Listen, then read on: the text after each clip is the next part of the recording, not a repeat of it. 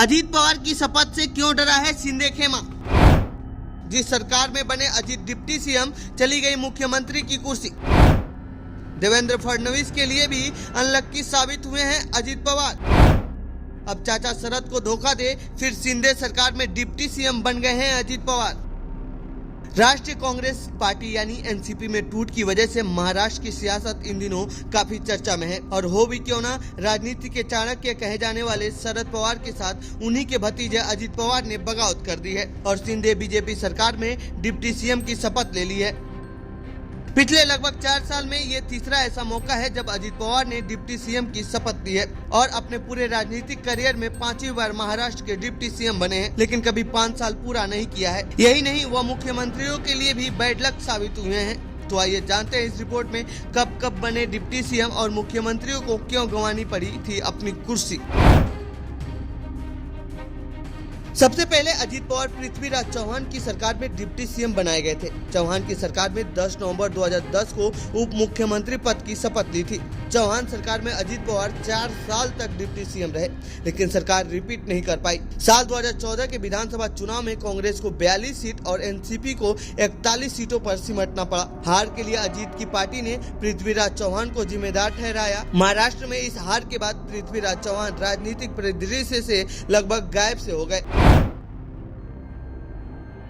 साल 2014 में कांग्रेस की हार के बाद बीजेपी और शिवसेना ने सत्ता में वापसी की और देवेंद्र फडणवीस को सीएम बनाया गया। इस गठबंधन की सरकार ने 5 साल अपने कार्यकाल पूरे किए। फिर साल 2019 में बीजेपी और शिवसेना ने फडणवीस के चेहरे पर चुनाव लड़ा। गठबंधन ने तो जादुई आंकड़ा छू लिया, लेकिन इसमें बीजेपी पीछे रह गई। इस दौरान उद्धव ठाकरे ने मुख्यमंत्री कुर्सी पर दावा ठोक दिया, जिससे शिवसेना बीजेपी के बीच बात बिगड़ गई। सीएम की कुर्सी की इस लड़ाई में एंट्री हो गई एनसीपी की। एनसीपी की तरफ से अभी शरद पवार शिवसेना और कांग्रेस से बात कर ही रहे थे कि इस बीच देवेंद्र फडणवीस ने मुख्यमंत्री और अजीत पवार ने डिप्टी सीएम की शपथ ले ली। अजीत पवार के इस फैसले से शरद पवार बेहद नाराज हुए थे और उन्होंने पूरा खेल पलट दिया और फडणवीस को सिर्फ 3 दिन में इस्तीफा देना पड़ा। सियासी गलियारों में इस बात की भी चर्चा थी कि बीजेपी हाईकमान फडणवीस को अजीत के साथ सीएम पद की शपथ लेने से खुश नहीं था और इसकी सजा भी उन्हें मिली थी। इसके बाद 30 दिसंबर 2019 में 29 जून 2022 तक उद्धव ठाकरे की सरकार में अजीत पवार उप मुख्यमंत्री रहे। बागी होने के बावजूद अजीत को शरद पवार ने एनसीपी कोटे का उप मुख्यमंत्री पद दिया था। अजीत के पास वित्त और योजना जैसे महत्वपूर्ण विभाग थे। इसके बावजूद भी अजीत हमेशा बगावती तेवर में दिखते थे।